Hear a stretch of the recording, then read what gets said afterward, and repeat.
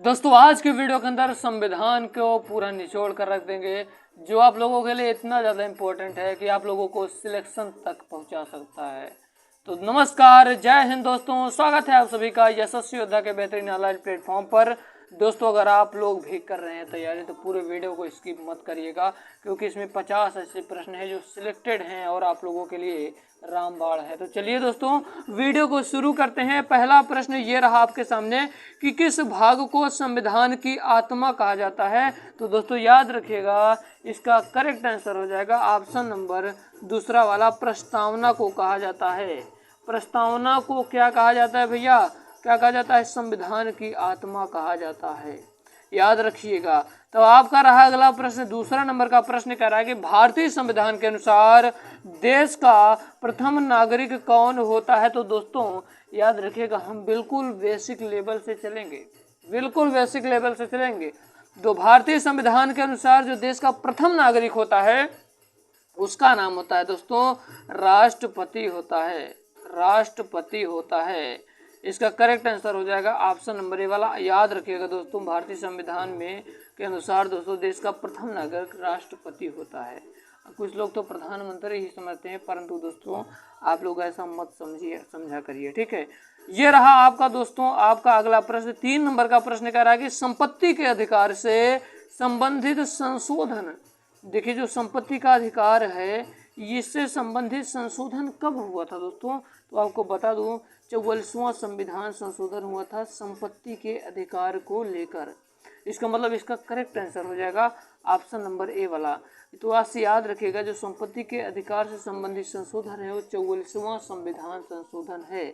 Option number A वाला सही हो जाएगा। अब आपका 4 नंबर का प्रश्न कह रहा है कि दोस्तों,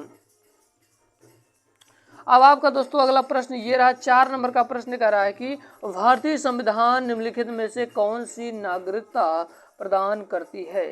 तो दोस्तों आप सभी को बता दूं, इसका करेक्ट आंसर हो जाएगा, ये जो भारतीय संविधान के अनुसार दोस्तों कौन सी दोस्तों नागरिकता प्रदान करती है। तो याद रखिएगा, एकल नागरिकता प्रदान करती है। इसका मतलब राइट आंसर हो जाएगा ऑप्शन नंबर ए वाला, ठीक है। आपका रहा अगला प्रश्न, ये कह रहा है कि भारतीय संविधान के निर्माण में कुल कितना समय लगा। जो भारतीय संविधान बना दोस्तों उसमें उसके निर्माण में, उसको बनाने में कुल कितने दिन लगे थे। तो आपसे याद रखिएगा दोस्तों, 2 वर्ष 11 माह 18 दिन लगा था भारतीय संविधान में।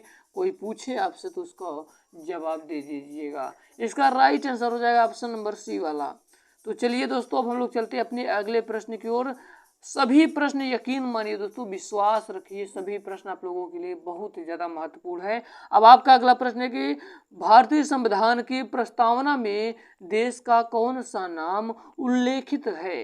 तो दोस्तों आप सभी को बता दूं कौन सा नाम उल्लेखित है। ये प्रश्न बार बार पेपर में आया हुआ प्रश्न है, तो याद रखिएगा दोस्तों, भारत और इंडिया। ऑप्शन नंबर सी वाला सही हो जाएगा। चलिए अब हम लोग चलते हैं अपने 7 नंबर के प्रश्न की ओर। कह रहा है कि संविधान सभा की, क्या भैया कह रहा है कि संविधान सभा जो है भैया, संविधान सभा की प्रथम बैठक कब हुई थी। तो दोस्तों ये दोस्तों बहुत ही इंपॉर्टेंट क्वेश्चन है कि संविधान सभा की जो प्रथम बैठक हुई थी वो कब हुई थी। तो दोस्तों याद रखिएगा, जो भारतीय संविधान की प्रथम बैठक हुई थी वो 9 दिसंबर 1946 में हुई थी, और इसके अस्थायी अध्यक्ष डॉक्टर सच्चिदानंद सिन्हा जी थे। और दोस्तों कौन थे? उसके बाद 11 दिसंबर 1946 को दोस्तों मात्र 2 दिनों के बाद जो सभा हुई थी उसमें याद रखिएगा अस्थायी अध्यक्ष डॉक्टर राजेंद्र प्रसाद जी थे। और आपसे अगर ये पूछ ले कि संविधान सभा की दूसरी बैठक कब हुई थी, तो दोस्तों याद रखिएगा संविधान सभा की दूसरी बैठक हुई थी 31 अक्टूबर के दिन हुई थी, 31 अक्टूबर 1947 को।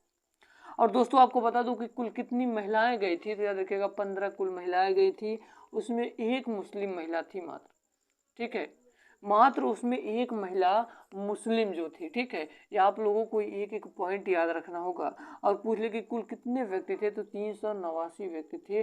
देशी रियासत से 93 व्यक्ति थे, और 292 व्यक्ति मेरे प्यारे विद्यार्थी, 292 व्यक्ति किसके थे आप लोग कमेंट बॉक्स में इसका कमेंट करके बताइएगा, ढूंढ कर बताइएगा।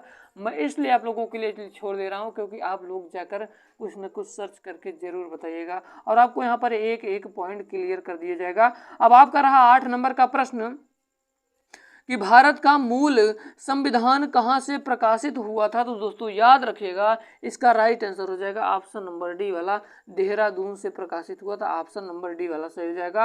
अब आपका अगला प्रश्न है, कह रहा है कि भारत का मूल संविधान कहाँ संरक्षित है। ये भी बहुत ही महत्वपूर्ण प्रश्न है, तो दोस्तों याद रखिएगा, आज के बाद याद रखिएगा कि जो भारत का मूल संविधान कहाँ संरक्षित है, तो संसद भवन में है, पार्लियामेंट कहते हैं मेरे प्यारे विद्यार्थी। इसका करेक्ट आंसर हो जाएगा ऑप्शन नंबर बी वाला। अगला प्रश्न है 10 नंबर का प्रश्न, कह रहा है कि संविधान के किस भाग में नीति निर्देशक तत्व यानी डीपीएसपी कहते हैं, डायरेक्शन प्रिंसिपल स्टेट पॉलिसी। दोस्तों ये जो राज्य के नीति निर्देशक तत्व अगर पूछ लिया कहाँ से लिया गया है, तो मेरे प्यारे विद्यार्थी ये आयरलैंड से लिया गया संविधान है। और आयरलैंड ने इसको कहाँ से लिया है, इसको स्पेन से लिया है मेरे प्यारे विद्यार्थी। और दोस्तों याद रखिएगा, चेक के समान किसने कहा, ये प्रश्न आपसे पूछता है तो केटी शाह जी ने इसे चेक के समान कहा है। इसमें अनुच्छेद कितने हैं, तो 36 से लेकर 51 तक के अनुच्छेदों की चर्चाएं इस अनुच्छेद में किया गया है।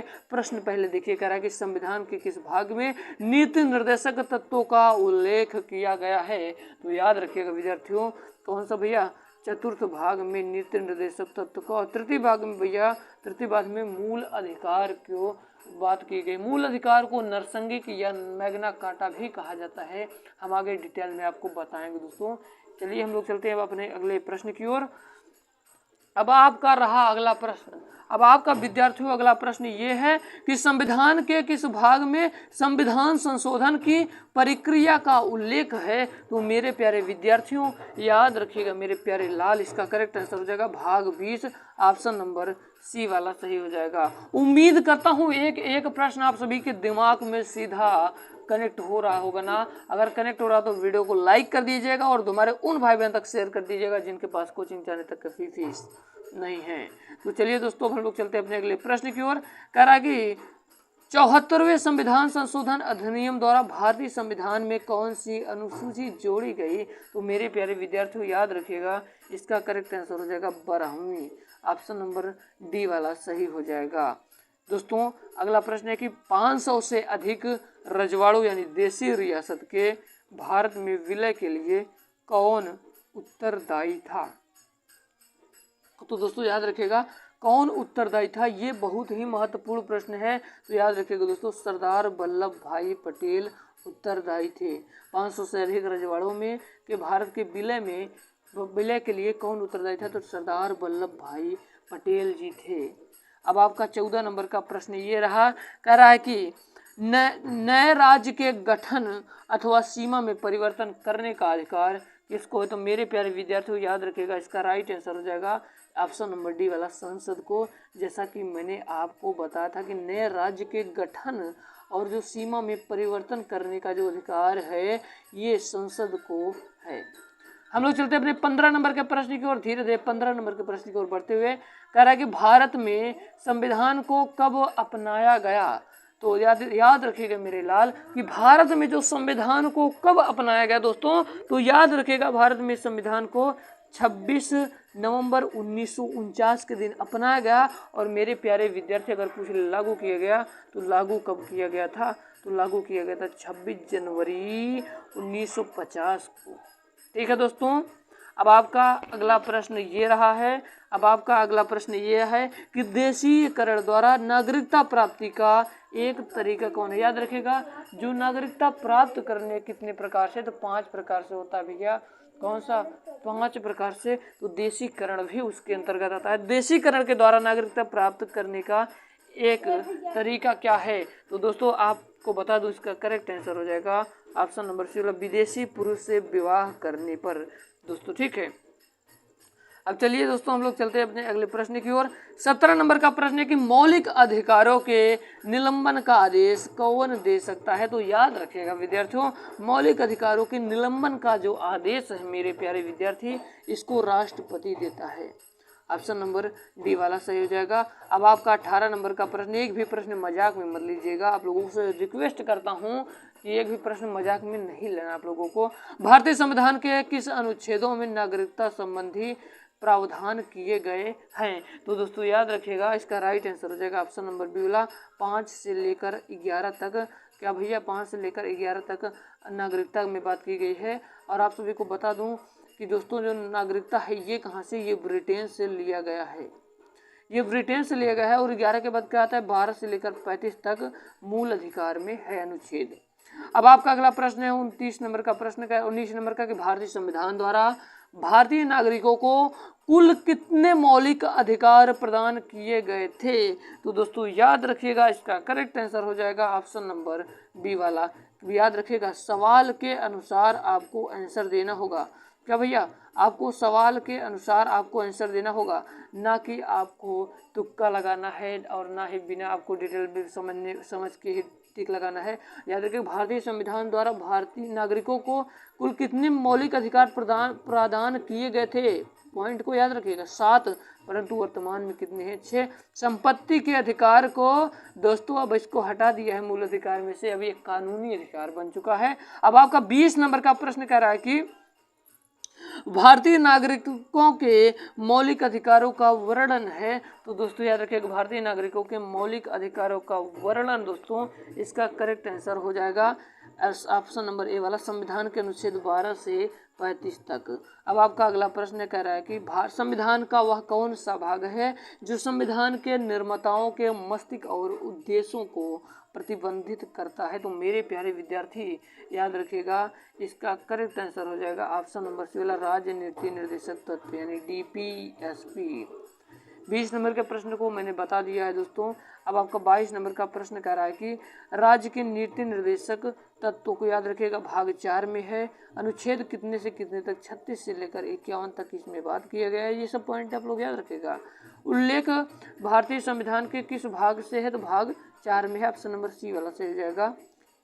अब आपका अगला प्रश्न है कि निम्न में से कौन सी एक समिति के नागरिकों में मूल कर्तव्य को 1976 में सम्मिलित करने की अनुशंसा की थी। तो दोस्तों याद रखिएगा, इसका करेक्ट आंसर हो जाएगा ऑप्शन नंबर डी वाला, स्वर्ण सिंह समिति। 24 नंबर का प्रश्न कह रहा मेरे प्यारे विद्यार्थी, 24 नंबर का प्रश्न कह रहा है कि भारतीय संविधान में मूल कर्तव्यों को शामिल करने का विचार किस देश के संविधान से लिया गया है। तो दोस्तों याद रखिएगा, ये जो 24 नंबर का प्रश्न है ये बहुत लोगों को फंसाता है। याद रखिएगा, पूर्व सोवियत संघ से लिए गए हैं। अब आपका रहा 25 नंबर का प्रश्न। 25 नंबर का प्रश्न दोस्तों कह रहा है कि निम्नलिखित में से किस देश का सबसे बड़ा लिखित संविधान है। तो आज से याद रखिएगा, इसका जो करेक्ट आंसर हो जाएगा, इसका करेक्ट आंसर कौन सा हो जाएगा भैया, ऑप्शन नंबर डी वाला, इंडिया का ही लिखित संविधान सबसे बड़ा है। अब आपका 26 नंबर का प्रश्न कह रहा है भैया, 26 नंबर का प्रश्न आपसे ये कह रहा है कि पंचवर्षीय योजना की अवधारणा किस देश के संविधान से प्रेरित है। तो दोस्तों याद रखिएगा, सोवियत संघ से प्रेरित है, ऑप्शन नंबर ए वाला सही हो जाएगा। 27 नंबर का प्रश्न आपके स्क्रीन के सामने है कि कह रहा है कि संघ की कार्यपालिका शक्ति निहित है। तो दोस्तों याद रखिएगा, इसका राइट आंसर हो जाएगा राष्ट्रपति में है, ऑप्शन नंबर बी वाला सही हो जाएगा। अब आपका रहा अगला प्रश्न दोस्तों कह रहा है कि भारत में कार्यपालिका का अध्यक्ष कौन होता है। तो दोस्तों आप सभी को बता दूं, भारत में जो कार्यपालिका का अध्यक्ष होता है वो राष्ट्रपति ही होता है। इसका मतलब करेक्ट आंसर हो जाएगा ऑप्शन नंबर ए वाला। उम्मीद करता हूँ एक प्रश्न आपके समझ में आ रहा होगा। अगर समझ में आ रहा तो वीडियो को लाइक जरूर करिएगा मेरी मेहनत के लिए। अगला प्रश्न है कि संपूर्ण संविधान को कब लागू किया गया। तो मेरे प्यारे विद्यार्थी याद रखिएगा, इसका राइट आंसर हो जाएगा ऑप्शन नंबर बी वाला, लागू किया गया था 26 जनवरी 1950 को। अब आपका 30 नंबर का प्रश्न कह रहा है कि भारत संविधान के किस अनुच्छेद में निर्वाचन आयोग का वर्णन है। तो भारत संविधान के किस अनुच्छेद में निर्वाचन आयोग का वर्णन है। तो दोस्तों आज से याद रखिएगा, अनुच्छेद 324 में। उम्मीद करता हूँ एक प्रश्न आप सभी के समझ में आ रहा होगा। अगला प्रश्न है कि संविधान के उद्देशिका या प्रस्तावना का संशोधन कितनी बार किया गया है। तो दोस्तों आज से याद रखिएगा, 1 बार किया गया, ऑप्शन नंबर सी वाला सही हो जाएगा।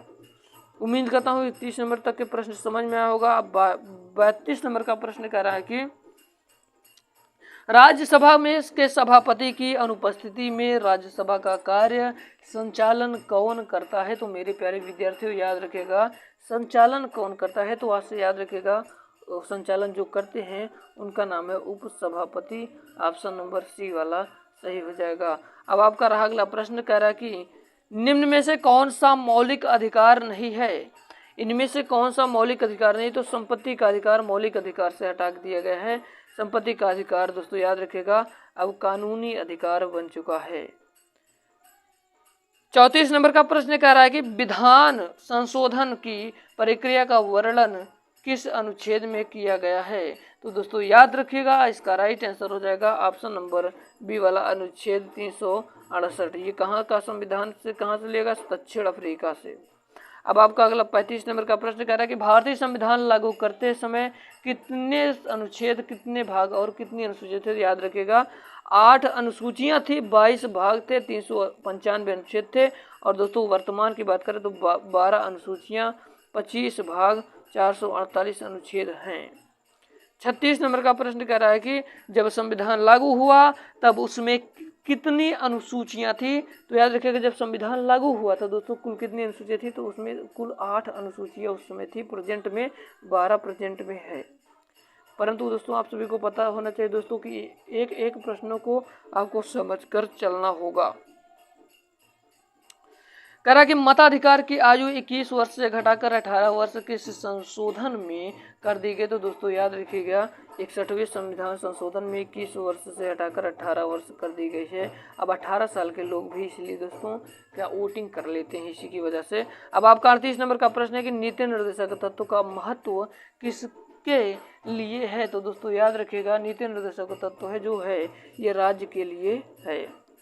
अगला प्रश्न कह रहा है कि भारतीय संविधान के अनुसार देश के तीनों सेनाओं का अध्यक्ष कौन होता है? तो दोस्तों याद रखिएगा तीनों सेनाओं का अध्यक्ष राष्ट्रपति होता है। ऑप्शन नंबर ए वाला सही हो जाएगा। 40 नंबर का प्रश्न आपकी स्क्रीन के सामने है दोस्तों। 40 नंबर का प्रश्न कह रहा है कि जब संविधान लागू हुआ था तब उसमें कितने भाग थे? तो दोस्तों याद रखिएगा जब संविधान लागू हुआ था दोस्तों तो उसमें कुल कितने भाग थे? याद रखिएगा उसमें कुल 22 भाग थे। अब आपका रहा अगला प्रश्न दोस्तों कि संविधान सभा को कितने मूर्त रूप प्रदान किया? तो दोस्तों याद रखिएगा इसका करेक्ट आंसर हो जाएगा ऑप्शन नंबर डी वाला जवाहरलाल नेहरू। 42 नंबर का प्रश्न आपकी स्क्रीन के सामने है दोस्तों। 42 नंबर का प्रश्न कह रहा है कि भारतीय संविधान के किस भाग को उसकी आत्मा की आख्या प्रदान की? तो दोस्तों याद रखिएगा प्रस्तावना। इसको किसने कहा था? डॉक्टर भीमराव अंबेडकर जी ने। 43 नंबर का प्रश्न कह रहा है कि भारतीय संविधान की कौन सी विशेष व्यवस्था इंग्लैंड से ली गई है? तो दोस्तों पहली चीज याद रखिएगा ये यूएसए से लिया गया है। मूल अधिकार यूएसए से लिया गया है। और दोस्तों जो संघीय क्या भैया जो संघीय प्रणाली है कनाडा से लिया गया है। तो बचा कौन? संसदीय प्रणाली, ये आपका इंग्लैंड से लिया गया है। अब आपका अगला प्रश्न ये रहा आपके सामने कि वर्तमान में संविधान में कितने अनुसूचियां हैं? तो दोस्तों याद रखिएगा वर्तमान में संविधान में कितनी अनुसूचियां हैं? तो आपसे याद रखिएगा कुल 12 अनुसूचियां। ऑप्शन नंबर सी वाला सही हो जाएगा। अब आपका अगला प्रश्न है कि संविधान सभा का अस्थायी सदस्य किसे चुना गया था? तो दोस्तों याद रखिएगा बात कर रहा है अस्थायी सदस्य की। तो अस्थायी सदस्य दोस्तों डॉक्टर राजेंद्र प्रसाद को। अस्थायी सदस्य की बात करें तो डॉक्टर सच्चिदानंद सिन्हा जी को चुना गया था। ऑप्शन नंबर डी वाला सही हो जाएगा क्योंकि अस्थायी कह रहा है। ठीक है, तो चलिए दोस्तों हम लोग चलते हैं अपने अगले प्रश्न की ओर। हमारा 46 नंबर का प्रश्न कह रहा है कि निम्नलिखित में से कौन किसी राज्य का क्षेत्र घटा या बढ़ा सकता है? तो दोस्तों याद रखिएगा इसका करेक्ट आंसर हो जाएगा ऑप्शन नंबर बी वाला संसद। 47 नंबर का प्रश्न ये रहा करे कि भारत की संप्रभुता किसमें निहित है? तो दोस्तों याद रखिएगा जो संप्रभुता है ये भारत की जनता में है। और भारत की जनता क्या है? गणराज्य है दोस्तों, गणतंत्र। अब आपका 48 नंबर का प्रश्न ये रहा कह रहा है कि संविधान सभा का स्थायी अध्यक्ष किसे चुना गया था? तो दोस्तों याद रखिएगा संविधान सभा का जो अस्थायी अध्यक्ष किसे चुना गया था? तो ऐसे याद रखिएगा डॉक्टर राजेंद्र प्रसाद को। अस्थायी अध्यक्ष दोस्तों डॉक्टर राजेंद्र प्रसाद को। यहाँ पर दोस्तों क्या हो जाएगा? यहाँ पर याद रखिएगा डॉक्टर सच्चिदानंद सिन्हा हो जाएंगे। चलिए अब हम लोग चलते हैं अपने अगले प्रश्न की ओर। अगला प्रश्न कह रहा है कि आंध्र प्रदेश एक भाषाई राज्य के रूप में गठित किया गया। तो दोस्तों याद रखिएगा आंध्र प्रदेश दोस्तों 1953 में। आज का दोस्तों लास्ट प्रश्न है कि किस अनुच्छेद के तहत संसद को नागरिकता के संबंध में कानून बनाने का अधिकार प्रदान किया गया है। तो मेरे प्यारे विद्यार्थियों याद रखिएगा, इसका राइट आंसर हो जाएगा अनुच्छेद 11। दोस्तों उम्मीद करता हूँ आज की वीडियो मेरी पसंद आई होगा। अगर आपको पसंद आए तो वीडियो को लाइक करिएगा, चैनल पर नया हो तो चैनल को सब्सक्राइब करिएगा और अपने उज्जवल भविष्य की ओर बढ़ेगा। मिलते हैं किसी नए वीडियो में किसी नए टॉपिक के साथ, तब तक के लिए जय हिंद, वंदे मातरम।